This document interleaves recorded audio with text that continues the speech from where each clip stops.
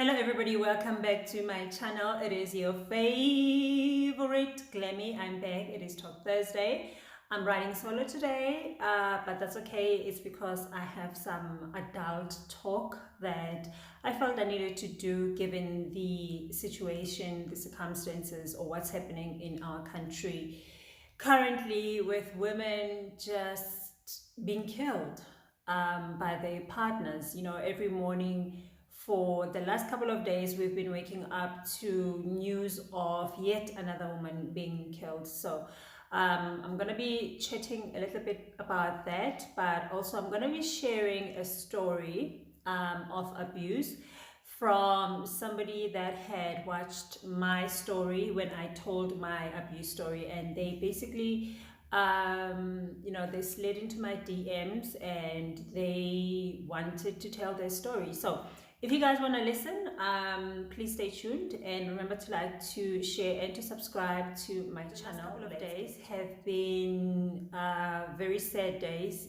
For me personally, they've been very triggering with what's happening with women being killed. Almost every day we're waking up to news of another woman being killed or abused, and it's come to a point where it is now declared as a national pandemic by the president. He did address us yesterday, and it is very, very sad, that this is happening in our country, more so because of, we're going through the pandemic of COVID-19. We're still in lockdown, and then we have to deal with this. So I won't say who she is, but she is a 25-year-old. So I'm going to read out what she basically sent me. So she just says, my name is, I'll just call her Lerato for now.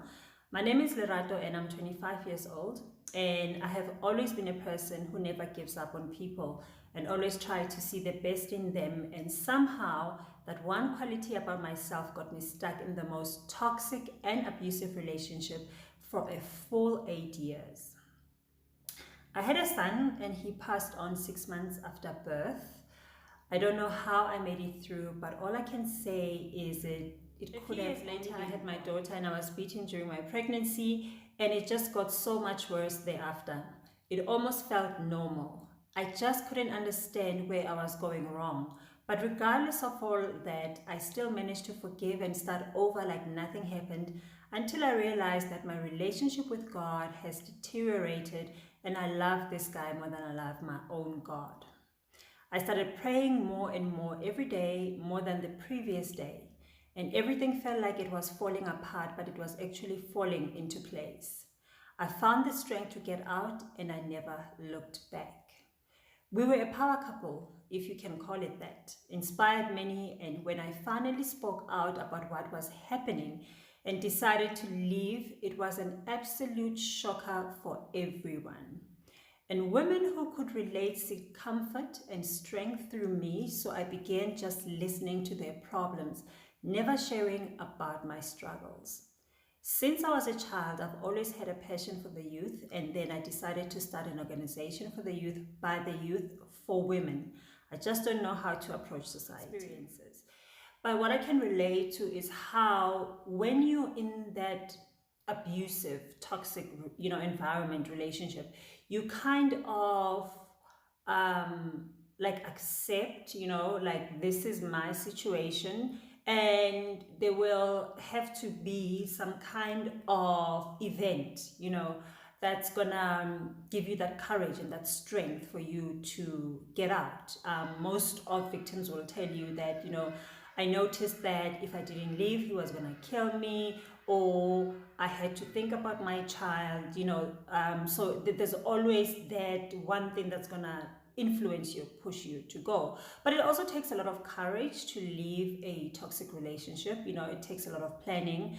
I think people don't understand that when it comes to abuse, it's a cycle, so you find yourself, you're still in love with this person, you feel sorry for them, you even think that they need help, so you sometimes stay thinking maybe they will get better, maybe if I stay I will help them get better, but it never changes. So, what I wanted to come here today to talk about is to plead to society, to plead to our communities, to our homes, to friends, family, to say that when you know that somebody is abusive, you need to speak up.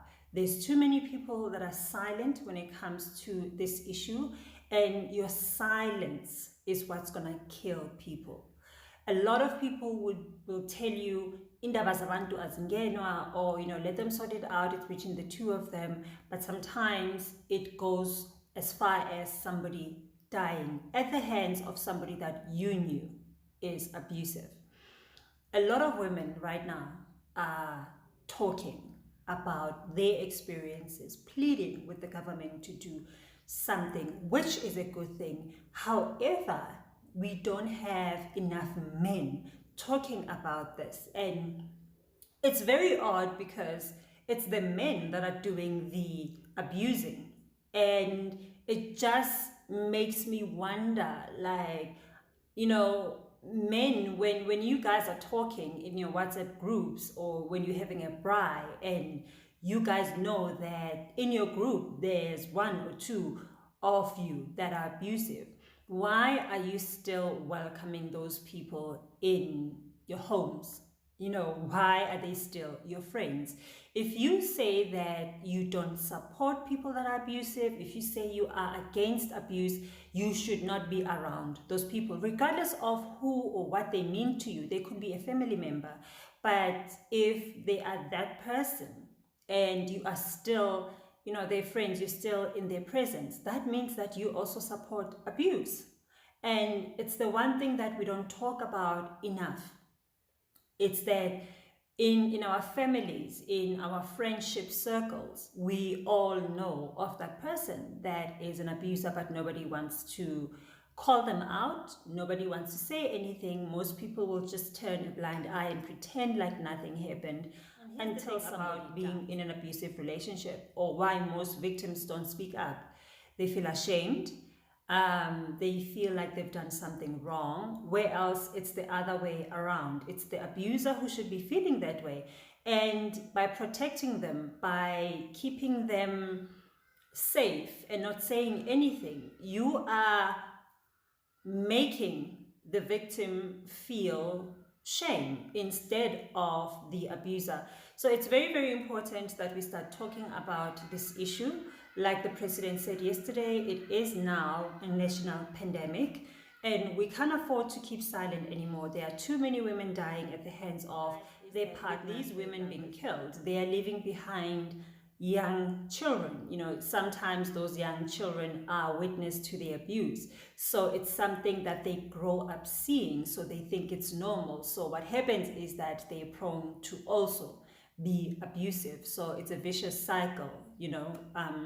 It's something that's just will keep going on and on and on, and we have to start somewhere to stop it. We have to do something to stop it. And I truly believe that by breaking the silence, by coming out and saying, I do not stand with abusers, I do not support them, and because I don't support them, I will not have you as my friend, I will not have you as, we really need to do better to protect women and children. And it's not only up to the government to do something, it's also up to us in our homes, in our circles, in our friendships, to say something, but to also do some comfortable but necessary conversations on our WhatsApp groups, on social media, family gatherings. We need to start talking about the issue. There's going to be a lot of moving parts everywhere for us to do something, for us to get rid of this issue. But I also believe that there are a lot of underlying issues that we need to look at, we need to deal with. I'm no psychologist, I'm no psychiatrist, but I can tell you that it's not normal for women to be killed in this way. We need to stop making excuses for abusers and start, recasting the victims back into society, giving them safe spaces in which they can tell their stories without feeling shame without being judged. And there's so much more that we as society and the community can do to support victims. And it's gonna start somewhere. You have a story to tell and you would like to tell your story, you can do so. You can DM me, you can, email me and let me know, and I'll be happy to tell your story. I'll keep you anonymous because I understand the stigma that comes with being a domestic violence and abuse victim. So yeah, thank you for watching, everybody. I hope you guys are keeping warm. It is extremely cold in Johannesburg. The weather is mad as hell. But yeah, keep warm. Let's start having those uncomfortable conversations. Let's help the victims of abuse. Let's be understanding. Let's support them. Let's show them empathy, and let's start our road to alleviating this pandemic. So I'll see you guys soon. My life is a bit crazy right now, so if I skip a week or two of YouTube, please understand that I'm a mother, I'm a wife, I own a business, I'm a Mrs. Universe semi-finalist, so there's a lot of things that I do. So yeah, I'm sorry guys, I know I have not been consistent, but it will get better, I think, I hope. But yeah, let's get talking.